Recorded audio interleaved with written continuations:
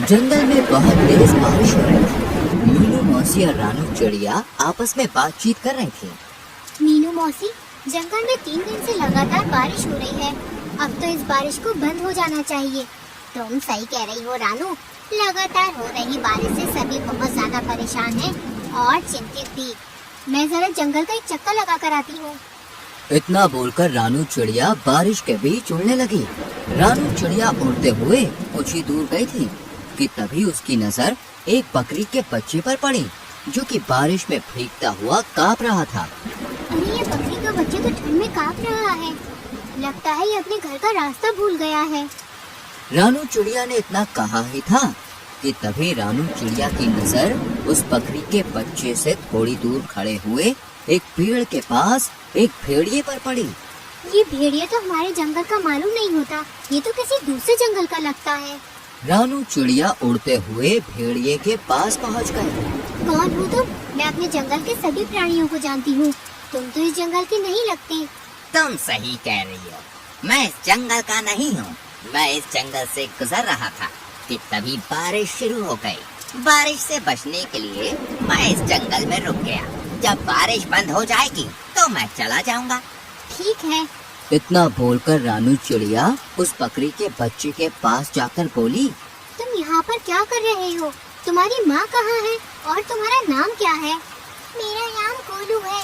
मैं बारिश में खेल रहा था, मगर खेलते खेलते बहुत दूर निकल आया और घर का रास्ता भूल गया। इतना बोलकर गोलू रोने लगा।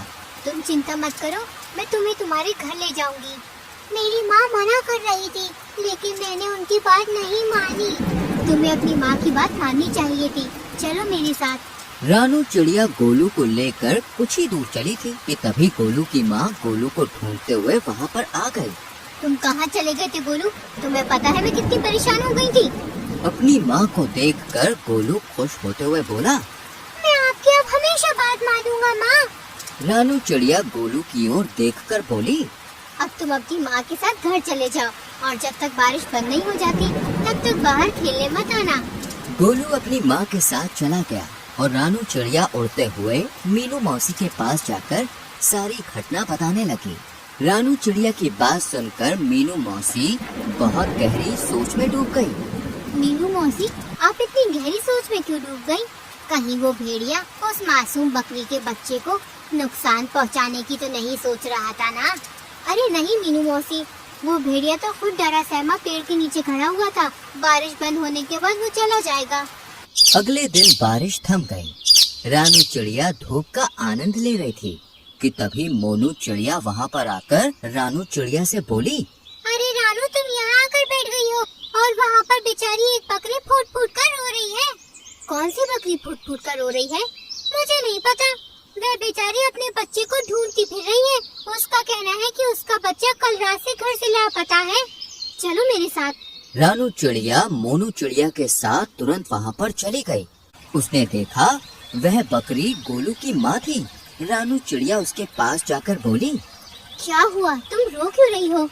कल मैं अपने गोलू को घर पर ले गई थी। सुबह जब मेरी आँख खुली तो वो घर से गायब था। मैंने पूरा जंगल छान मारा मगर वो कहीं नहीं मिला। तुम घबराओ मत, मैं अभी उसे तलाश करती हूँ। रानू चिड़िया गोलू को ढूंढने लगी। तभी उसकी नजर एक पेड़ के नीचे उसी भेड़िए पर जा पड़ी, जो कि आराम से लेटा हुआ था।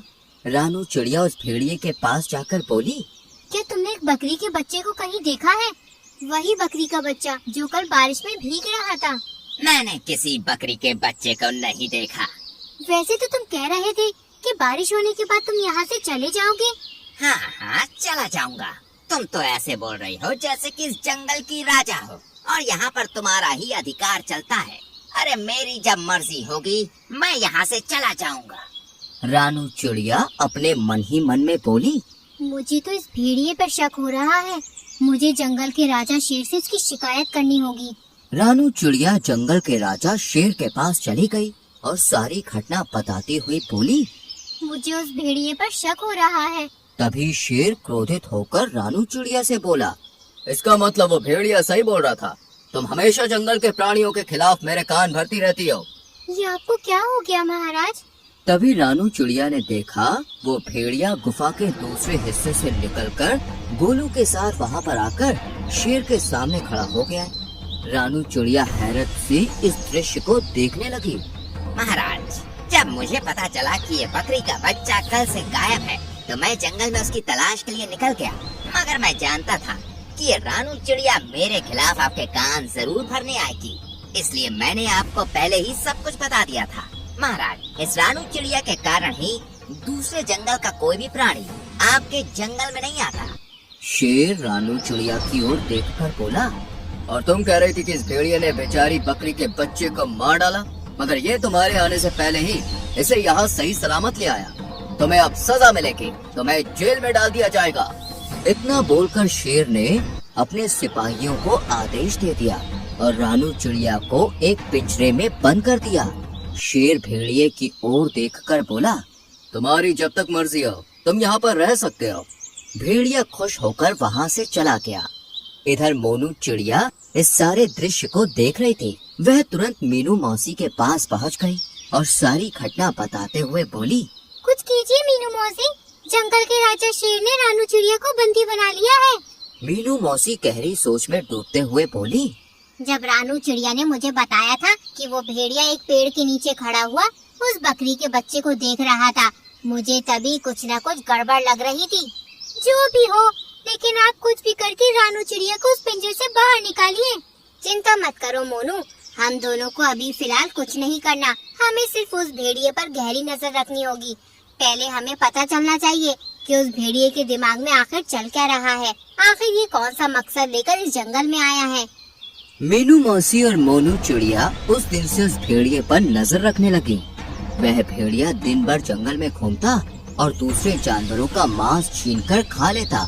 जब भी कोई जानवर अपना मांस देने में आनाकानी करता तो वो धौंस दिखाते हुए खुद को जंगल के राजा शेर का दोस्त बताकर डरा देता उन्हें। एक दिन भेड़िया टहलते टहलते गोलू बकरी के घर के नजदीक चला गया। गोलू अपने घर के बाहर खेल रहा था। भेड़िया उसे अजीब सी नजरों से देखने लगा, मगर उसे नहीं पता था कि मीनू मौसी उस पर नजर रख रही है। मीनू मौसी तुरंत ही मोनू चिड़िया की ओर देखकर बोली, जाओ जल्दी से महाराज को बुला लाओ। लेकिन महाराज क्या मेरी बात सुनेंगे? तुम्हें कैसे भी करके महाराज को यहाँ पर लाना है। मुझे इस भेड़िए के इरादे सही नहीं लग रहे और महाराज का यहाँ आना बहुत जरूरी है। मीनू मौसी की बात सुनकर मोनू चिड़िया सीधे उड़ती हुई जंगल के राजा शेर के पास पहुँच गई। यहाँ पर क्यों आई हो मोनू? महाराज, आपको अभी और इसी वक्त मेरे साथ चलना होगा। मुझे अब चिड़ियों पर भरोसा नहीं रहा। सोच लीजिए महाराज, कहीं ऐसा ना हो कि आगे जाकर आपको अपने फैसले पर पछताना पड़े। लेकिन तुम मुझे कहाँ ले जाना चाहती हो? आप मेरे साथ चलिए और आप अपनी आंखों से देख लीजिए कि मैं आपको क्या दिखाना चाहती हूँ। शेर राजा मोनू चिड़िया के साथ सीधा उस जगह पर चला गया। तभी मीनू मौसी शेर राजा के पास आकर बोली, महाराज, उस पेड़ के पीछे छुप जाइए और स्वयं अपनी आंखों से देख लीजिए। मीनू मौसी के कहने पर शेर राजा पेड़ के पीछे छुप गया। भेड़िया गोलू के करीब आकर उसे देखते हुए बोला, आज तुम्हारा मांस खाने का मन कर रहा है मुझे। ये क्या कह रहे हैं आप? पिछली बार जब मैं खो गया था तब आप ही मुझे महाराज के पास ले गए थे और मेरी माँ के पास छोड़कर आई थी। मूर्ख बकरी के बच्चे, वो तो मेरी सिर्फ एक चाल थी। मैं जानता था कि इस जंगल में रानू चिड़िया सबसे ज्यादा तेज दिमाग की है। मैंने उसे फंसाने की योजना बनाई थी। मैं कुछ समझा नहीं। जब तू सो रहा था ना, तब मैं चुपके से तुझे अपने मुंह में दबाकर जंगल के दूसरे हिस्से में छोड़ आया था और फिर खुद ही तुझे जगाकर महाराज के पास छोड़ आया। और जंगल के इस मूर्ख शेर ने रानू चिड़िया को ही दोषी मान लिया। लेकिन अब मुझे कोई खतरा नहीं। अब अगर मैं तुझे खा भी जाऊंगा तो जंगल का राजा शेर कभी विश्वास नहीं करेगा। तुझे खाने के बाद मैं जंगल में अपनी मनमानी शुरू कर दूंगा। इतना बोलकर भेड़िया गोलू बकरी के बच्चे के ऊपर हमला करने वाला था कि तभी शेर दहाड़ता हुआ वहाँ पर आ गया। शेर को दहाड़ता हुआ देखकर भेड़िया पूरी तरह से घबरा गया। अच्छा, तो ये थी तुम्हारी चाल? तुमने जंगल की सबसे ज्यादा समझदार और मेरी विश्वसनीय पक्षी को मेरे ही हाथों बंदी बनवा दिया। मैं तुम्हें जीवित नहीं छोड़ूंगा। इतना बोलकर शेर ने भेड़िए को उसी समय मार दिया। और मीनू मौसी की ओर देखकर बोला, मुझे क्षमा कर दो मीनू मौसी, मुझसे गलती हो गई। कोई बात नहीं महाराज, वो भेड़िया बहुत ही ज्यादा चतुर था और उसने अपनी चतुराई का फायदा उठाकर आपकी आंखों में विश्वास की पट्टी बांध दी थी। शेर राजा ने रानू चिड़िया को आजाद कर दिया, लेकिन इस बार सबकी हीरो मीनू मौसी बन गई।